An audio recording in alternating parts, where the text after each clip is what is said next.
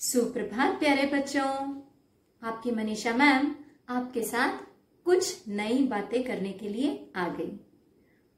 पता है, आपके घर में जैसे मम्मी पापा, भाई बहन, दादा दादी हैं, वैसे ही मेरे घर में भी सारे लोग हैं।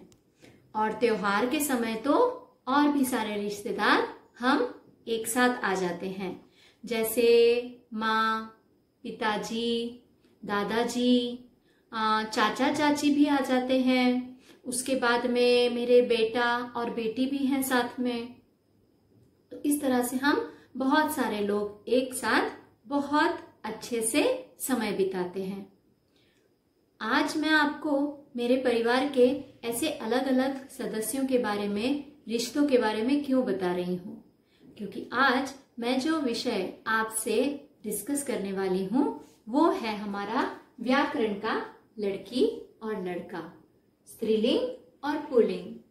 हमारे ये जो रिश्ते हैं या हमारे कुछ नाम वाले शब्द हैं, उन्हीं शब्दों से हमें यह पता चलता है कि वो लड़का है या लड़की है। जैसे हम मम्मा को बोलते हैं माताजी, पिताजी, है ना, तो इससे हमें मालूम पड़ जाता है कि माताजी मतलब कौन है? गर्ल, लड़की मतलब स्त्रीलिंग। तो ऐसे कुछ शब्द जिनसे हमें ये मालूम पड़ता है कि वो लड़का है या लड़की है, मतलब स्त्रीलिंग है या पुल्लिंग है, ऐसे शब्द हम आज सीखने वाले हैं। अब आपके सराउंडिंग्स में बहुत सारे नाम वाले शब्द हमें समझ में आते हैं। नाम वाले शब्द तो आप जानते हैं, है ना, वस्तु, पशु पक्षी, व्यक्ति, है ना, इन सब के नाम।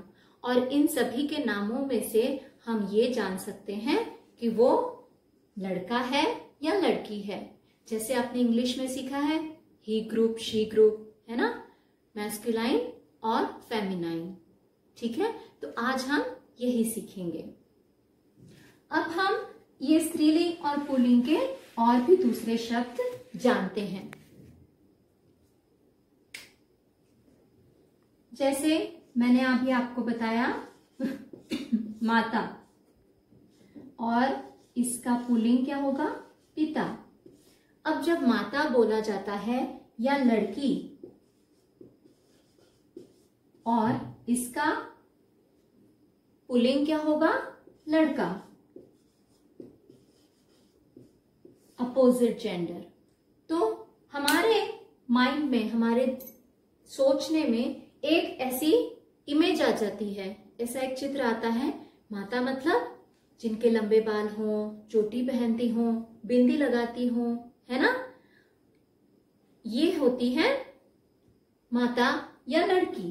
ठीक है, और जैसे ही हम पिता या लड़का बोलते हैं तो हमारे सोचने में एक ऐसा चित्र आता है जिनकी मूछें होंगी, छोटे बाल होंगे, जो शर्ट पैंट पहनते होंगे, है ना। तो यही बातें हमें बोध कराती हैं या हमें पता लगाने के लिए मदद करती हैं कि वो स्त्रीलिंग है या पुल्लिंग। इसी तरह से जैसे आपकी चाची जी हैं, है ना, चाची, चाची मतलब गर्ल। हाँ, और इनका अपोजिट क्या होगा? इसका पुल्लिंग क्या होगा?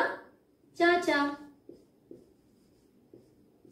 पता है बच्चों, जिस तरह से हम मनुष्यों का या हमारे रिश्तों में इस तरह से लड़का और लड़की, स्त्रीलिंग और पुल्लिंग होता है, उसी तरह से पशु पक्षियों में भी होता है। हाँ, और दूसरी वस्तुओं में भी होता है, लेकिन अभी हम सिर्फ मनुष्यों और पशु पक्षियों के बारे में जानेंगे। तो अब आपको ये स्त्रीलिंग पुल्लिंग, हम मनुष्यों के बारे में, हमारे रिश्तों के बारे में समझ आया।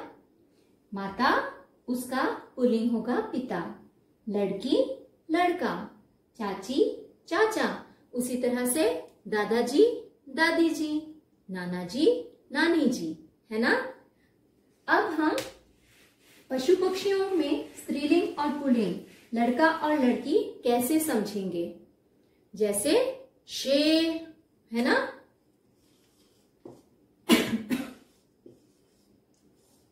शेर, ठीक है, शेर ये है पुल्लिंग, बॉय। और इसका स्त्रीलिंग क्या होगा? शेरनी। देखा आपने, पशुओं में भी इस तरह से स्त्रीलिंग और पुल्लिंग शब्द होते हैं। उसी तरह से पक्षियों में हमारा राष्ट्रीय पक्षी मोर, उसका क्या होगा? मोर। मोर का स्त्रीलिंग होगा मोरनी। हाँ, बिल्कुल सही।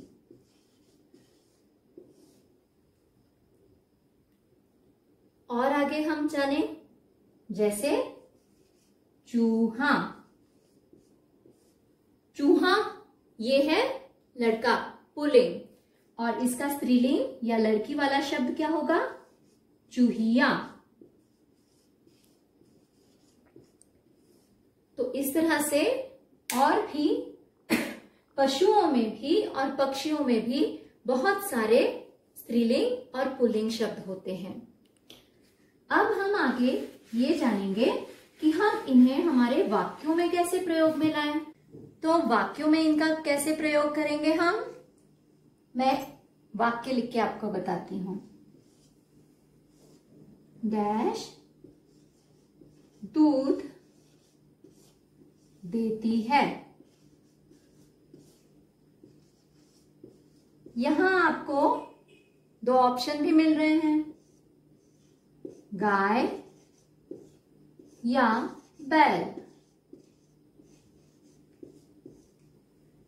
गाय मीन्स इंग्लिश में काउ और बैल मीन्स ऑक्स या बुलक। तो अब दूध कौन देता है? गाय। हाँ, तो यहां हम क्या फिलअप करेंगे? गाय दूध देती है। ये गाय स्त्रीलिंग है। यहां आप देख सकते हैं वाक्य के अंत में, एंड में क्या आया है? देती, है ना? देती।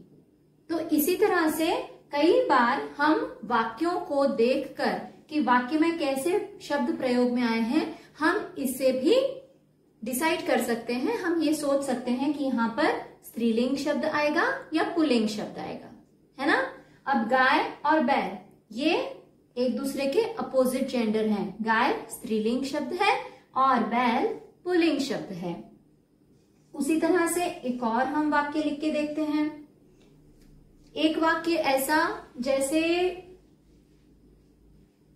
राजा और डैश शिकार पर गए।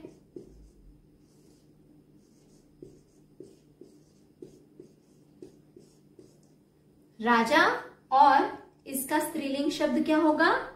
रानी। तो हम किस तरह से जान रहे हैं? राजा और रानी शिकार पर गए। यहाँ राजा पुल्लिंग शब्द है और उसका स्त्रीलिंग शब्द क्या है?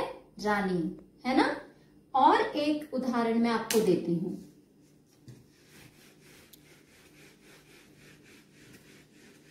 एक और हमारा जो उदाहरण है वो है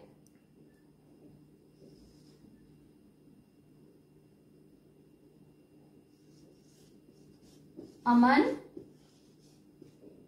एक डैश है। यहां आपको ऑप्शन मिल रहे हैं लड़की या लड़का। अमन एक कौन है? अमन ये किसका नाम हो सकता है? लड़की का या लड़के का? लड़के का। तो हम यहाँ क्या लिखेंगे? अमन एक लड़का है। इसी तरह से हमें नाम के द्वारा, है ना, मनुष्यों के नाम के द्वारा भी यह मालूम हो सकता है कि वह लड़की है या लड़का है। जैसे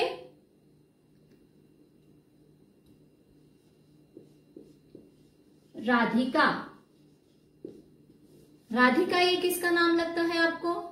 राधिका लड़की का नाम है। इस तरह से हम मनुष्यों के नाम के द्वारा भी जान सकते हैं कि यह स्त्रीलिंग शब्द है या पुल्लिंग शब्द है ना? उसी तरह से कई सारे हमारे काम आने वाले जो लोग होते हैं उनके भी नाम स्त्रीलिंग और पुल्लिंग होते हैं।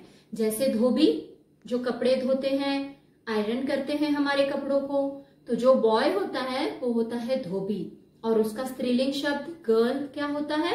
धोबिन, है ना। इसी तरह से और भी कई सारे शब्द आप बना सकते हैं। जैसे राजकुमार, प्रिंस, है ना, इसका स्त्रीलिंग शब्द क्या होगा? राजकुमारी, प्रिंसेस, है, ठीक है। और भी कई सारे आपके पशु पक्षियों के भी नाम हैं।